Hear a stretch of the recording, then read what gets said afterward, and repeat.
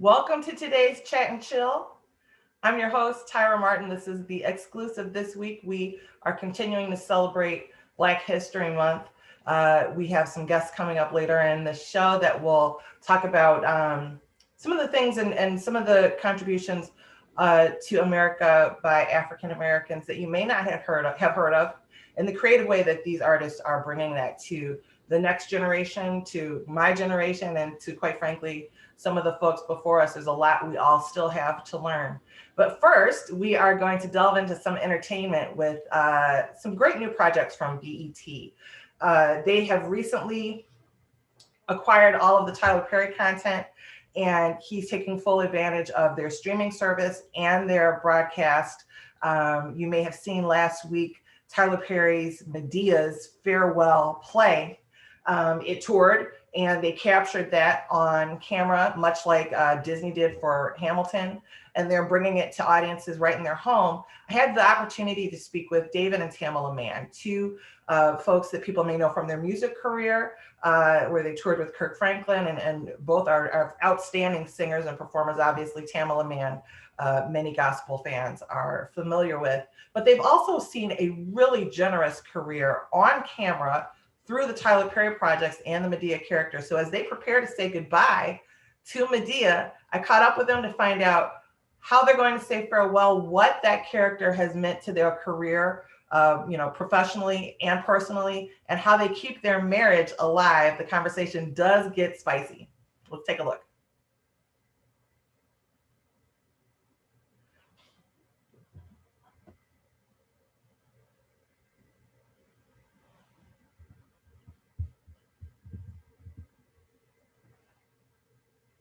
Oh my God.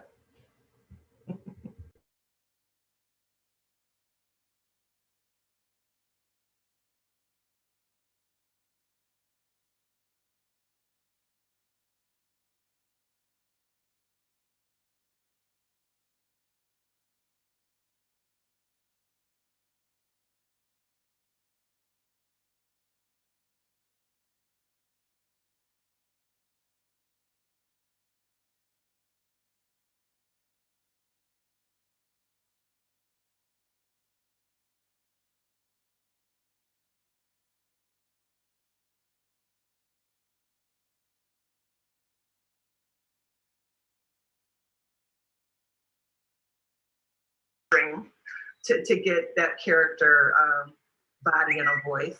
I don't know that he could have anticipated, he's talked about it, that he could not have anticipated what a pop culture icon Medea would have become. Tamala, did you have any sense of just like a mothering sense of who that character was and that it would speak to everyone? Mean, the character, it resonated. It came easy for me, first of all, to say Medea, because that's what we call my mom. So that part was easy, where some people, would pronounce it differently. But I didn't foresee it being growing into this, and our characters growing into this, where kids would run up and they would be marking us and drawing us and all these things. Being us for Halloween, that's crazy. I never could imagine that, but I think it's great because it touches home with a lot of people. I think the characters, so that's what's helped it go as far as it went. And when you see kids and then you see the grandparents, like the kids loving the character and then the grandparents, it's like, that's interesting. Like usually, the generation gap, we like different things, but to see the characters, so both love them. And it's funny for us that we could be in a store or something and the kids recognize us first, even without all the hula or hair, whatever. We've been doing this for 20 years, so that's what. So kids are like, Mom, I think this, and we've heard parents shush out the thing. No, that's not them. That's not. No, they wouldn't be here, So, and I'll be like, well, they're right this time. So, but it's amazing. It's really amazing. I'm so excited about the farewell, the play, how it came to, how he put it together. Basically, the production of it was amazing, like top notch. It was the biggest play that we've had put together for us, all the screens and things like that. You all have, the journey is ending, and it is time to say farewell to these characters, or to the characters in that form. What will you miss about the Medea story? The plays, being on stage for me, it's like having that audience, because we hadn't worked together on stage for the past 10 years. So that's the first time we were on stage. And to see it come together, like us back on stage, and that chemistry happen back like that, it's like we never missed a beat. So for me, I don't want it to be over.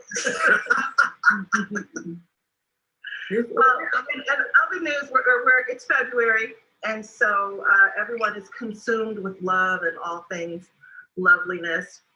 What is the best and worst relationship you all have received? The best and worst relationship? Of course, this is the best relationship ever for me. Well done, by the way, David. Thank you. We both try hard. Yes. I would say the worst relationship, man. I won't say the worst, because we're not well, I have one management thing, but somebody has to have told you something that you're glad you didn't accept. Well, she just brought up something. It was a relationship with a work business partner that turned out to be really bad. Not good. Not good at all. But other than that, because we're really easy to work with. We're just that type of people, we're relationship driven. And you really have to do something really crazy and off the wall for us to just say goodbye. Side-eye, but it haven't been like that. I thank God. I really thank God that it's really been it's been a good 30 years. I mean, for us being together over 30 years, and even with work, it's really been good. But what is the secret to that? Because it is a lot of togetherness time. I mean, pre-pandemic, you all were married on TV. So you have to be married at Walmart when people see you. What advice would you give other couples?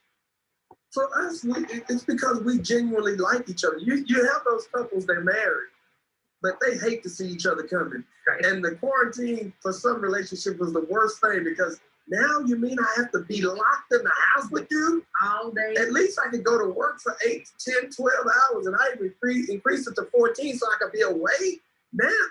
But for us, you have some people that just genuinely don't like each other. But I think it actually drew us closer together, and even different aspects, even with our family, the importance of family and the love and the time that we have together, because we've seen so many people lose their loved ones like overnight.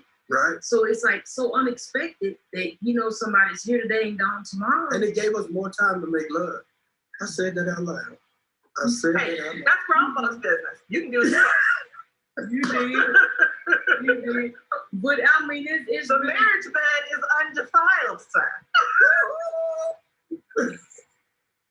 Yay!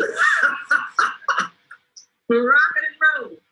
But it's just really been a blessing for us even to be together and to be able to build these characters, build our relationship over these years. And I'm just really grateful to God for the opportunity to be able to bring happiness and joy into people's homes and bring laughter to people and great inspiration. Yeah, these projects really have combined faith, family. They're hilarious. Great teachable moments. Lots of. I mean, when you look at over the TV show, some of the teachable moments and topical things that you all have been able to weigh in on and address specifically to our community. It's Even Medea in her own crazy way, like during the play, how she delivered some great marriage advice. It's like, how does Medea give relationship and marriage advice? But when she sit down, you're not married. Right, doesn't kill everybody. But when you see her, she sits down and just shares those teachable moments. you're looking at this character, but just at the end you're saying, that was a good nugget. I'm gonna take that home with you. Some of the best advice I've gotten has been in a kitchen, some old lady's kitchen, where they're saying all that crazy stuff and then they slide in that nugget. Yeah. And that's what happened with the play. You were laughing, but you never know subliminally you were getting like, oh, wait a minute, love, okay, about marriage, about kids. And being patient and forgiveness, you know, forgiving one another. And that's a big key for a lot of relationships. If we could just forgive each other, we could really move forward.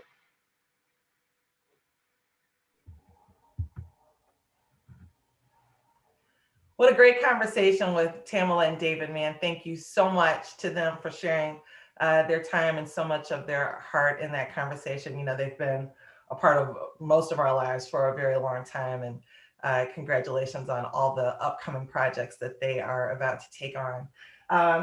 I also got to speak with two of the stars of BET's The Oval, which is kind of a real campy take on you know, what life might be like in the White House if these two characters were there. I spoke to Quinn and Kron, and they filled me in on how they came to learn about being part of this Tyler Perry project. You know, that's an exciting call to receive as an actor, obviously. And I asked them about some of the outrageous plot lines. You know, I know me and my friends have talked about, like, come on, even that's even a bit much for BET or Tyler Perry, you know, who really thrive on bringing these kind of crazy plot lines to people. They, the audiences respond well to the craziness. And these actors said that they loved it. Let's take a listen to that conversation. Hello, all. Hi, Tyra. Hi there. Hi, Tyra. How are you? I'm great. How are you guys? Good. So we were just talking to the man kind of about the legacy of being part of a Tyler Perry project. You know, but I'd like to start with that. What is it like when you get the call that, you know, this audition worked out?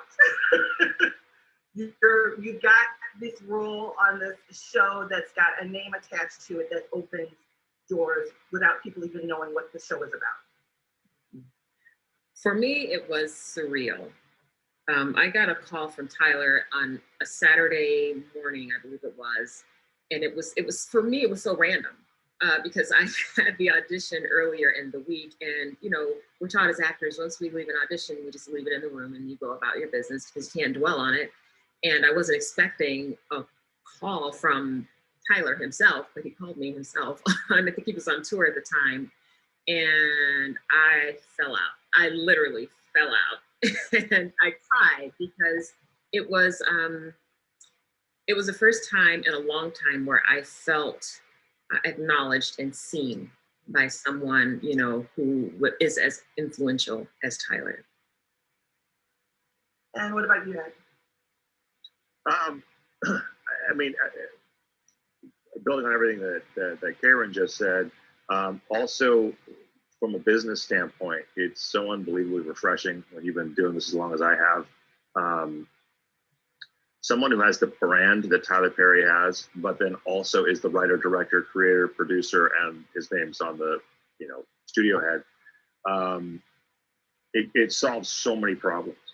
It makes, you know, going to work and launching a show and all the things that kill most pilots and most shows and most even successful series, they just aren't there because, you know, Tyler's not going to, there's no one to have drama with. It's Tyler, you know, it's Tyler and Scott at BET, and that's it. So it's so unbelievably refreshing, and you know, you just feel like you won the lottery ticket because you know, as fun, as escapist, as crazy as the Oval is, you know, it's standing on the shoulders of a giant. It's standing on the shoulders of decades of Tyler building himself from the church plays to the early days on syndicated TV to his early studios to his forays with Oprah and A&E, and now his coming home to BET and his huge deal with Viacom and the launching of the streamer. Yeah, it's lottery ticket blessing, you know, touchdown, jackpot, whatever you want to say. All of it. Yeah, and even frivolous things don't work if there's not a foundation. You know, funny is hard to do. Entertaining is hard to do. So grateful, I'm sure you guys are, to have that foundation. It seems like a pithy question to ask, but what is it about politics that makes for such good drama? I mean, obviously, in this time, we know the drama that goes on with politics very well, but what is it about it that makes it so easy to become salacious? I think that people don't know a lot about, there's a lot that we don't know about politics, and so there's a lot left to the imagination. So, you know, I think there's room for for things to run wild with us, because we just don't really know what's happening, and we like to speculate, and you know, we get bits and pieces here and there, but we really never fully know what's happening. I think with the Oval, it pulls back the curtain on what we think might be happening. We hope it's not happening, but we, you know, what could happen in a way. Well, but then, like you said, no one knows. Ed, has there ever been a scene that you looked at the script like, okay? Okay, like, Yeah. oh no, what are you talking about? Scene 1. I thought it was a career ender. I read it, I'm like, what? Gonna dust off that whole history degree and see if I get an associate teaching job somewhere, because no, I'm never gonna, act after this thing airs. And and then and by the way, we shot the scene twice. The first time we shot it, it wasn't crazy enough for Tyler. I'm like, and so and I just sat there watching Twitter waiting for my career to end, and instead it was the opposite. It was like, oh, we're doing this? Oh, here we go. Oh, damn, all right. And I was just like, I'm not canceled. Wow. I actually have a picture of Ed the first time he saw the opening scene, and it's just like, he's just like this the whole time. He's just like, oh my gosh, oh my gosh, oh my gosh. We're in Tennessee. We were in Tennessee, and I was just standing there going like, or no, was it Washington, D.C.? I think that was Tennessee. Was it Tennessee? I can't remember. All I remember is just going like, well, here we go. Gotta get those barista skills going. Would you like almond milk or whole milk with your latte? Lots of Spanish, every drink you got. Yeah. What has it been like? Have you guys been shooting during the pandemic? We were fortunate enough to be one of the first to go back into production during the pandemic, and it was really interesting. But Tyler had us sequestered at Camp Quarantine on Tyler Perry Studios, and so we were able to film season 2 without any incident of COVID. So we had 330, I think, cast and crew on campus sequestered, and we were all safe. We got through it. It was fun. And so, we're grateful that we were able to do that during this time. That's awesome. Well, thank you so much for your time. Congratulations. I mean, it really is the ladder, like you said. So thank you. Thank you, Dara.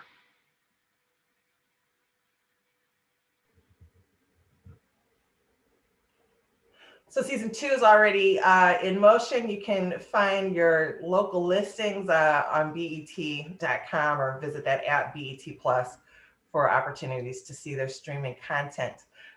They were a blast and super candid, and I appreciated it because, sometimes you wonder when they read the script, do they think this is crazy? But crazy works. So good for them. It's February, like we said, and we're celebrating Black History Month. We've got a special show coming up next week as well. But today we're going to talk about the telling of our stories. And stories are told in lots of different ways, through history books with the written word, which has on a couple of occasions or many occasions let the African-American community down. There's a saying, I think it's an old African proverb, that until the lion learns to write, the hunter will tell the story. Well, we've got 2 storytellers with us today who are using their artistic skills and passion to bring those stories to life in song and in film. Welcome today, Mary Q. Angel and Percy Bady.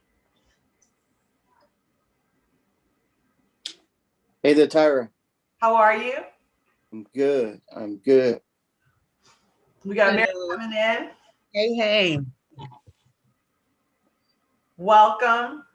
Let's talk about this project. It's a multi-pronged project. You guys are really attacking the topic from every available skill that you all possess, which are many. Percy, let's start with you. What launched this project? What launched it was a song that my brother Shias Love, who is the brain behind this whole thing, he came to me with this concept for the song that basically talks about our contribution to the world at large. And it was very interesting because he shared with me some things that I thought I knew our history, but he shared some things that made me understand that I needed to dig a little deeper myself to really be able to tell the story of our history and our contribution, even in musically, how this would be interpreted, you know. And so it came about as he came by and we sat together and we came up with musically how this would, how it would sound, what it needs to sound like emotionally, and how it needs to breathe and move. And the beauty of it is that I believe the song encompasses our journey as much as it tells our story. Why is music such a great vehicle for this? I think it's because it's a language that everybody understands. I think it's a language that we all respond to. It doesn't matter who you are. Everybody responds to music, Mary, why were you drawn to this project? I felt the heartbeat behind it.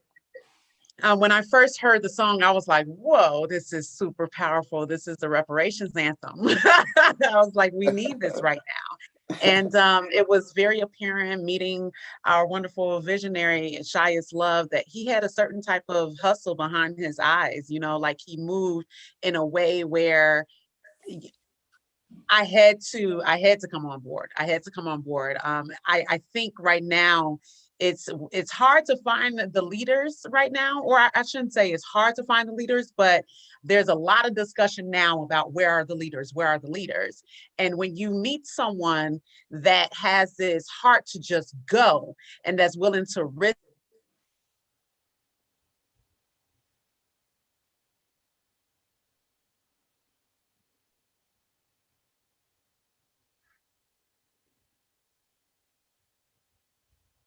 I think Mary is frozen. Percy, I'm going to go to you. I recently, just to jump off of what she's talking about with leadership, I recently spoke with Ambassador Andrew Young, who shared a similar concern about the current generation of leadership and how passion may be missing. Why are the arts an important part of stirring passion? I think the arts are an important part because we as creatives, we express ourselves through the arts. That's how we express ourselves. And a lot of what we do has to be steeped in the need to feel like I need to add value to our culture. I need to add value to who we are and what we're doing and how the world views us and sees us and how they will know us. And so I think I think what Mary was talking about and beginning to talk about, when you talk about the lack of leadership, you're talking about the lack of compassion for others. It's really, that's what you're talking about. And so, the expression of who we are has always been from the beginning. I think I forget. I can't think. If I'm looking at her face, piano player, singer. She said that every artist has a responsibility, to tell our story through art. Through that gift, through that whatever that thing is that we have that identifies us. We have a responsibility to do that. And so I think it's that is the key. That is the genesis. It's us, our expression. We're emotional people. We are people who feel. We speak. We sing. We dance. We beat drums. All of these different things, but they're all of expressions of who we are. I wonder, do we have Mary back?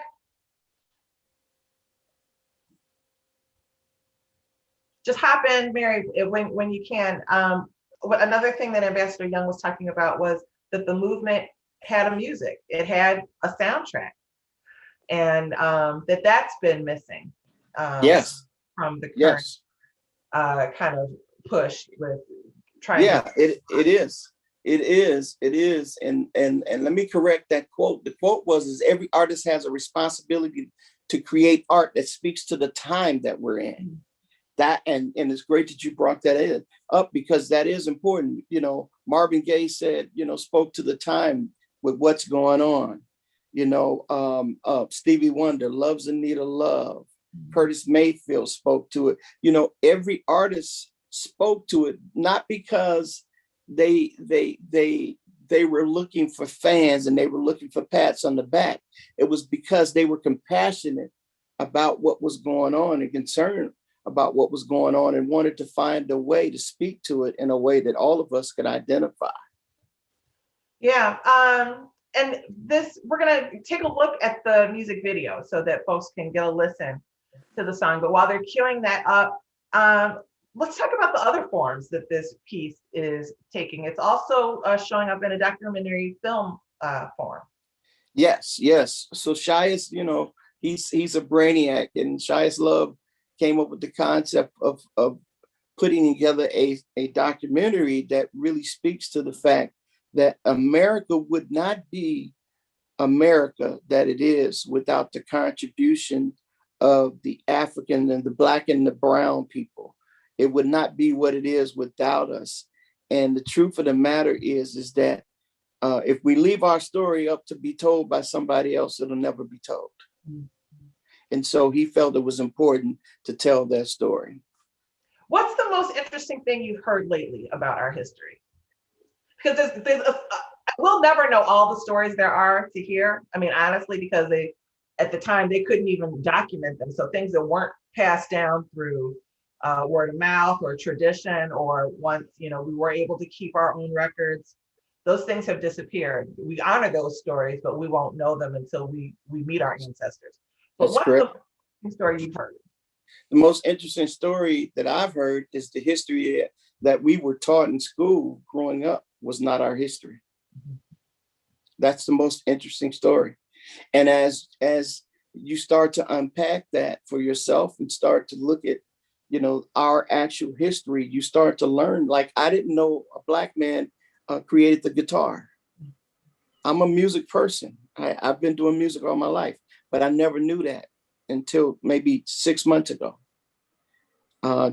Didn't know a Black man created the elevator. Didn't know a Black man created the doorknob.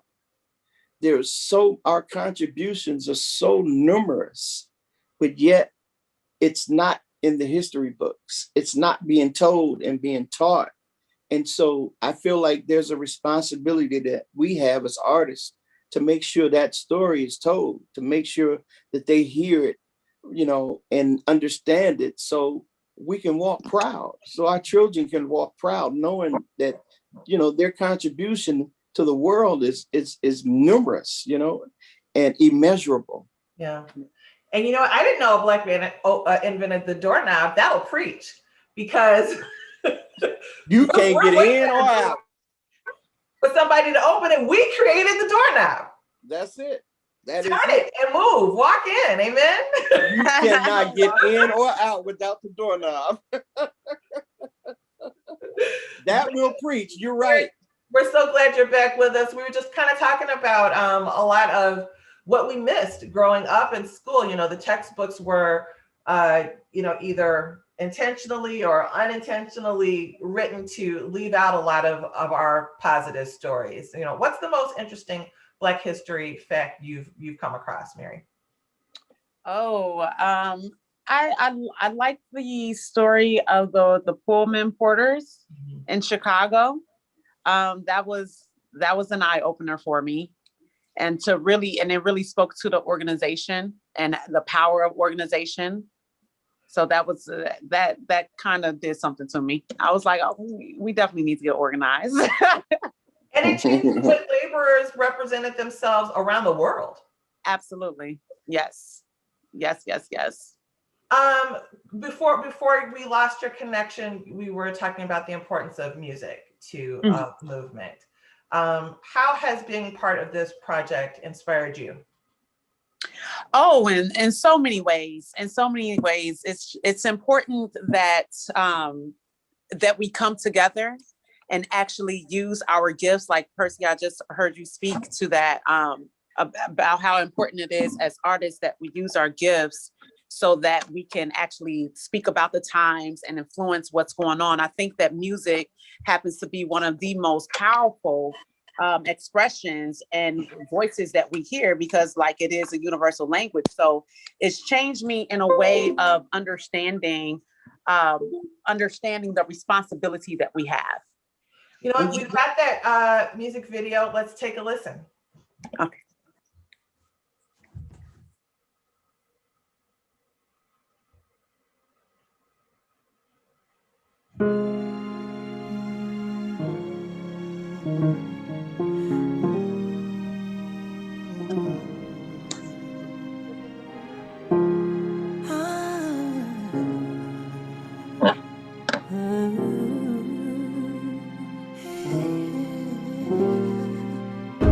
You made us feel like we're divided.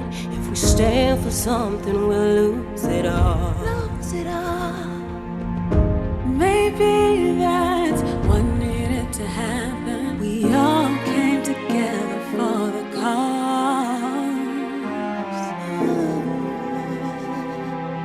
Who built this country again?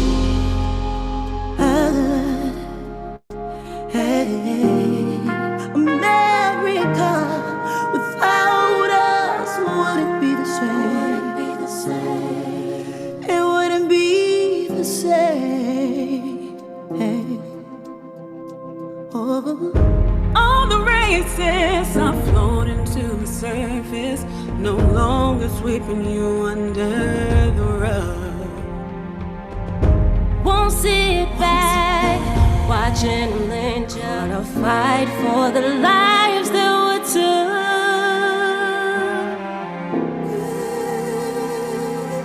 Who built this country again?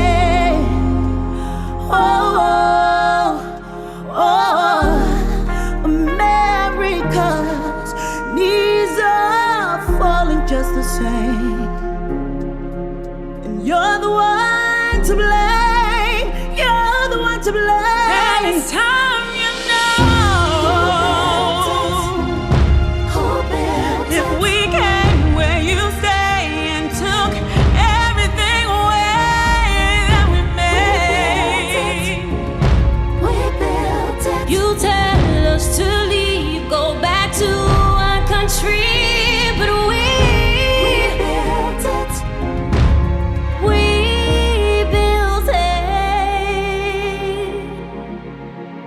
If we came where you stay and took everything we made, as we said, we built it. We built it.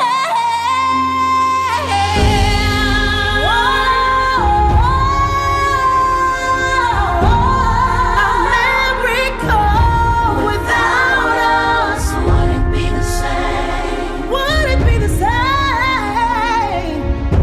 Oh no, no, no, no, no, no, no, no, no, no, no, no. Ooh,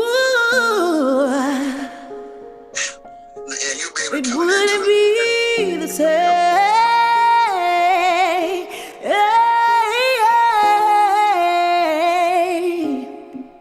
Wouldn't be the same. Without us, it wouldn't be the same. No.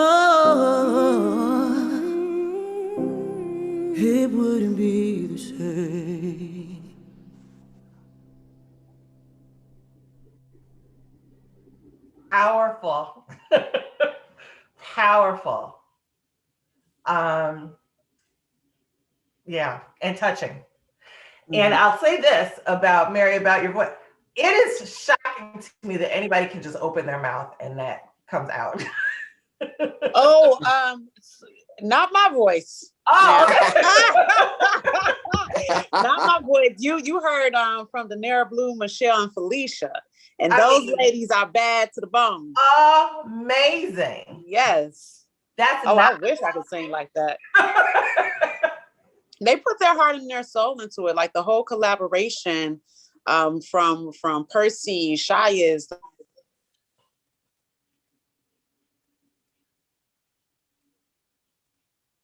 Yeah, their passion is palpable in that song. So Percy, you're a producer. Can you make me sound like that? Some miracles only God can perform. There's no studio trick. Well, there's some tricks, but there's some natural things you need first. Right. Yeah. I have not been endowed with that. I got a lot of stuff. I'm very grateful for all my gifts. That ain't one of them. I hear you. Yeah, we all try to walk in our own lanes, right? Right. I wanted to talk to you a little bit before we wrap things up with you on something topical that everyone is kind of paying attention to right now. You are in Texas. Yes. Tell us about the conditions there for you right now. Well, the first couple days we were without electricity, and so we ended up having to go stay at a friend's, and then I think the third day the electricity came back on, but then we lost water, and so we've been without water now. This is day 6, maybe 7 actually, without water. We're blessed in that we do have heat, and we've been able to. My brother lives has a little man-made lake in the back of his house, so we can go get water to be able to at least go to the bathroom. But in terms of being able to do anything outside of that, we can't.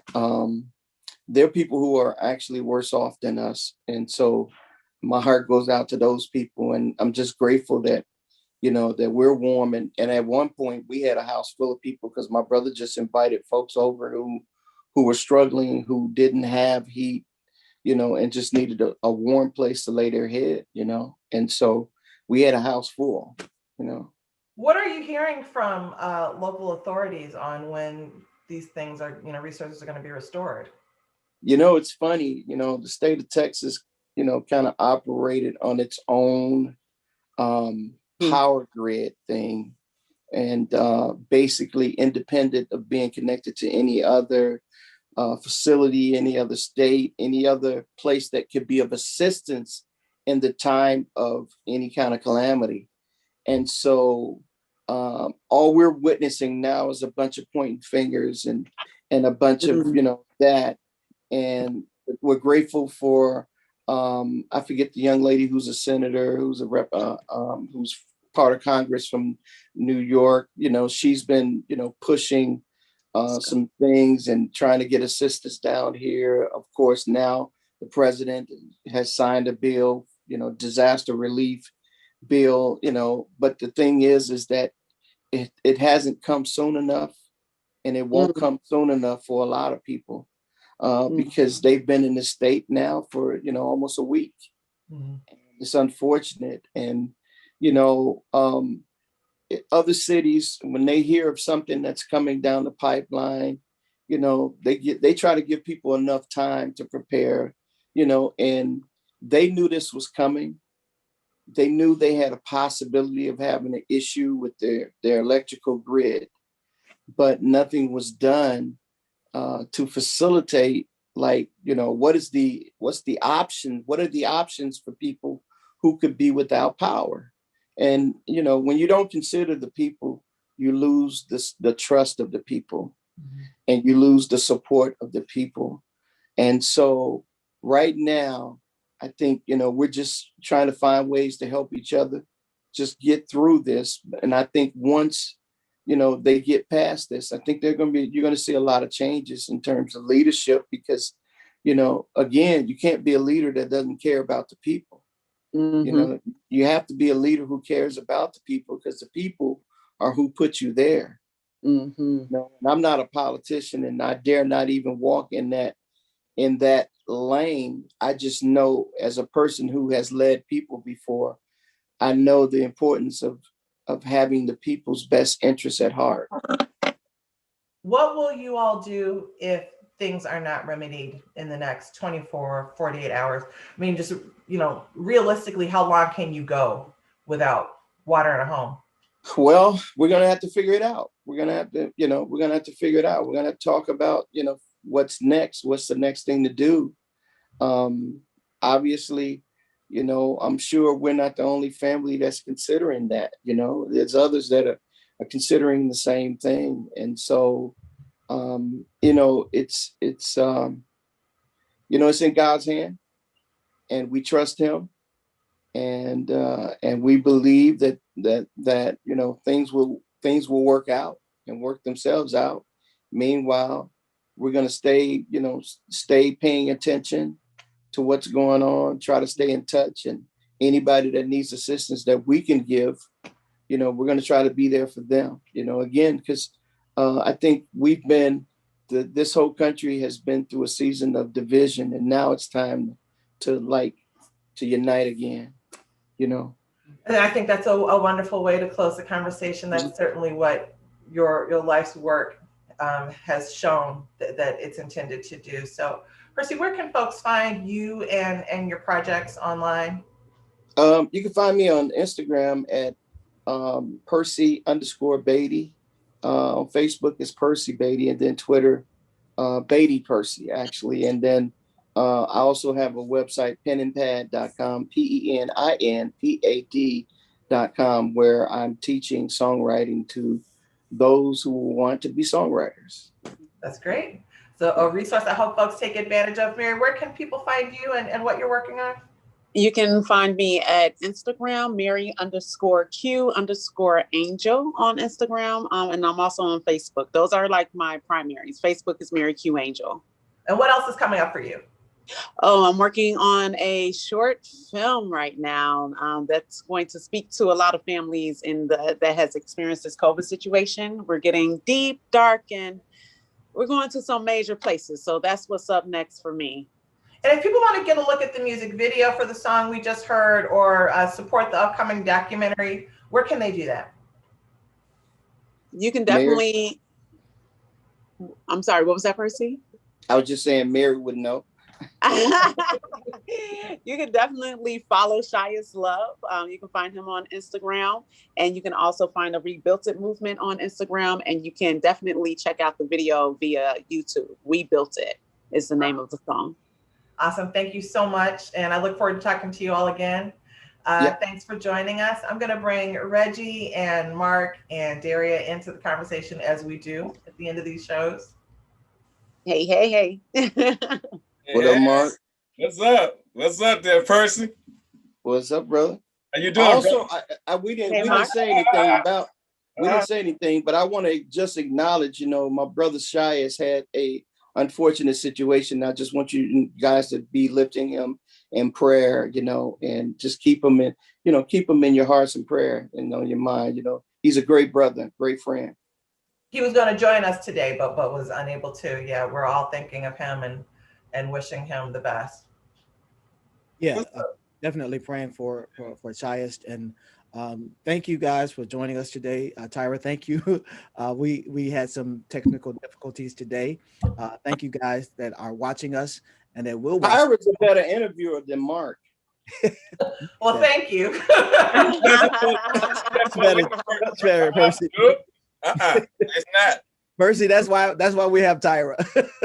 Reggie. Huh? What? Okay, that's what I just grab your little blue mug. Percy. Blue mug today, huh? Percy, listen, that's grab why grab your little blue mug. Percy, check your text messages, all right? That's all I'm gonna say. You check your text message. All right. This is why it's her show. It's called Chat and Chill Exclusive with Tara. What's the last name? Martin. I Currently Martin. Yes. was going to call Tara Banks. I was like, listen, she was just like I was like, no, that's not Banks. That's why it's her show, Percy, and I have my own, which I will have you on next time, so I can show you how worse an interviewer I am. Okay. Oh, well, Percy's been on the show, so he knows. Oh no, I've already experienced Mark, so I'm sorry, Reggie. You keep talking. Hey, Reggie, welcome. But that's not this. We don't come on here to do this. On this show, we actually really, polite and have, this is that type of show. Tara don't play that, so we just bring it down. There you go. Act like a church. There you go, Percy. The angels is all around you, so we saved on this show. Okay. Mark and Reggie and Rashida heard us. We were talking about some of the interesting Black history facts that we've all learned over the years. Anything stand out to you all that you picked up that you hadn't heard before? I didn't know about the doorknob either. Yeah. So that's definitely, I mean, we built America. I mean, but we don't know all of the things that we've done because that's excluded from history. And we have 28 days, 29 days of Black History Month, where some people are trying to opt out of it. I don't know if you've seen that conversation where some places are trying to opt out of participating in Black history, when Black history is really American history. Yeah, I think the remedy there is through the education system. There is a historian in Chicago, Kamon Rami, who's also a filmmaker, who years ago in the 70s, he told me 60s, 70s, presented a curriculum to the state and to the city that would have integrated Black history into, not just history, but literature, sciences, and math. Just, things that teachers talk about in classrooms all the time, but don't talk about the people that look like us in those lessons, and would have made it a more natural integration. And for whatever reason, they didn't use it, and he's not the only person. So there's those stories in every school district in every state in the country, and I'm not sure when that will change, but I'm hoping that as we saw with the Black Lives Matter movement, with a lot of different looking people calling for justice and equity, that those things will also start to show up in our education system, because that's where it's got to happen. That's where those seeds are planted. I agree. Great show today, though. Great show, amazing. Great interviews, except for Percy's, but it was great. Everybody was intelligent dialogue, except for Percy. But that's how we do. Love you, Mark. Hello. I keep you impressed as you do with me. All right. Yes. Thank you, Mark. I think one of the things that I think is key too, as we proceed forward, is that we have to continue using art to tell our story as well. Most of us, we may not pick up a book always, but we'll pick up our units that we use to listen and stream music and watch visual stuff and TV and shows and all of that. And so I think it's important as we create that content that we now start including, a lot of this information. A Black man invented the air conditioner, by the way. Wow. That's the least surprising. Black. We've been in heat a long time. I will say this, as we're talking about people making history, and this doesn't come often, Percy, so take it. I will say that Percy literally is not already, definitely would be in the history book as a young man who has definitely made history, and people will continue to always sing his songs, the songs that he's written, the timeless songs. So you're definitely what I call one of the world's greatest producers and songwriters. Thank you, Mark. You being for real right now, and I really feel touched. I really am. So it's not gonna happen. It's not gonna happen for long. So let me finish, okay? You're messing up my moment. You're messing up the moment. Let me finish. Okay, I was doing good. Okay. All right. So now I'm done. So, it's a whole moment. No, but seriously, really, Percy, seriously, definitely, it will go down in history as one of the best songwriters and producers this side of heaven. So, man, we always continue Thank to you. real for all the Thank work you, man. you continue to do. Not just for our genre of music, for music as a whole. You have definitely paved the way. A lot of songwriters and producers are standing on your shoulders. And so again, man, congratulations to you for all the work that you continue to do. My brother, we joke a lot, but on a serious note, you know for real how I feel about you, man. So congratulations. Likewise. I appreciate that. Thank you so much, man. No problem. Okay, we're done. Back to you, Tara. Yeah, I'm a big fan of people getting their flowers while they come. Yes, because we wait until people gone, and then then we have all these wonderful things to say about them that they, from never heard. From our standpoint, they can hear. We don't know what's happening in heaven or where they are after life. We don't know whether they can hear or not. But from our standpoint, they have nothing that we're saying. So, but why do people the accolades now and the flowers now? Why they live? You know what I'm saying? So people need to learn how to appreciate people more. We was just talking about earlier, Lady D, how a church would be extremely packed tomorrow if it was a funeral. But if pandemic or not, but then if it was just regular service, you can't even see the people. But be packing in for a funeral. It's so many excuses as to why I can't attend an event while the person is here. Right. But we drop everything is dropped when the funeral. I got to go pay my respects. Well, you should have paid those respects while the person was living. Right. Okay, I don't want to turn the conversation, Tara. I'm sorry. I'm sorry. That's one of my pet peeves. Because we have events, we have different celebrations where we invite family to come out and celebrate. This is the 85th birthday. Come out and celebrate the 90th birthday celebration, and so many different reasons. Well, I gotta work, I gotta do this, I gotta do that. But none of those things matter when the person passes. Let's make it important while they're here versus when they're gone. And when it's can edify. Why sow a seed into dead soil or soil that doesn't come up? Sow into something living and that can you continue to grow. Of that, it'll benefit them and you and everybody else. So I'm a big fan of that. So I feel the same way. I appreciate you all. We're going to wrap up today. Hey Tara, can we wrap up? We made it. We survived. Oh boy. Hey Tara, can we wrap up a different way though today though? And you can kill me later, shoot me later because it's our show. But I know because I want to make sure that people know we are prepared to show the video. So therefore, I know you called for the video, but we can take a look at it. Let's take a look at it. We could close the show with the video at the end. Lady D, what do you guys think, ready? Yeah. You like that? So hey guys, meet us back here next Saturday, same time with our host, Tyra Martin, chatting to the exclusive, a special show. And Tyra, I'll let you turn it back up to you. We're going to get out here. We show you all the video. Thanks a lot again, Mary and Percy. Appreciate you guys. Thank you. We're going to leave our show today, as Mark just said, with a look at the music video, a visual representation of the song we just heard. You can find it online, as we told you where to find it, and support the documentary that's coming up. We appreciate you hanging with us today. It was a technically challenging day. Sometimes those happen.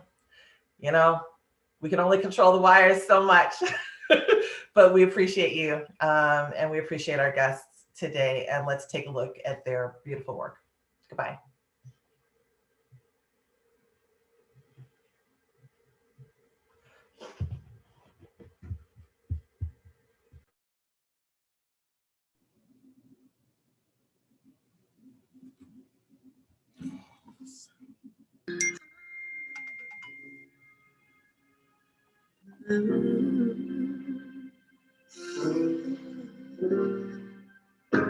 You made us feel like we're divided.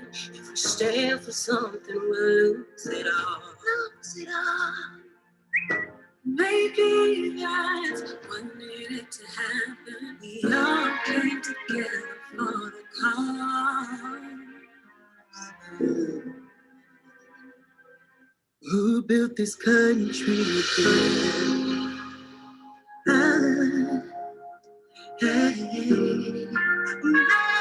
America, without us, wouldn't be the same.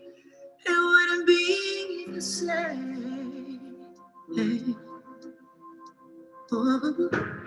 the races are floating to the surface, no longer sweeping you under the rug. Won't sit back, watching them try to fight for the lives that were took.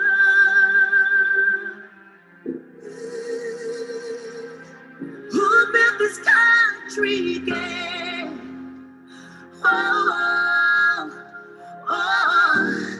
America's knees are falling just the same. And you're the one to blame. You're the one to blame. It's time you know. If we came where you stay and took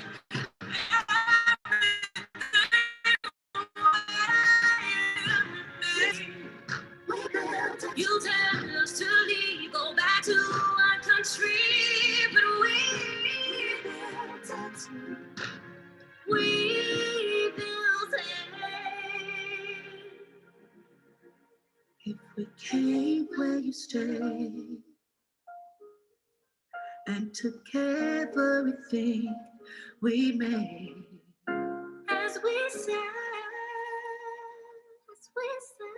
we built it. We built it.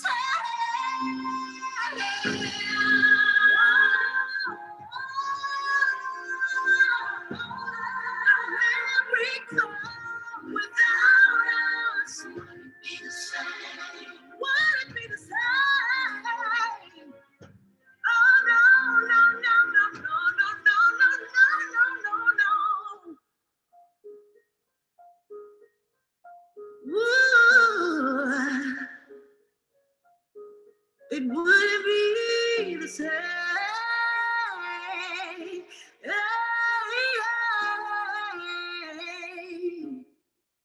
Wouldn't be the same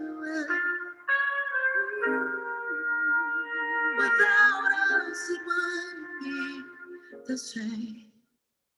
No, it wouldn't be.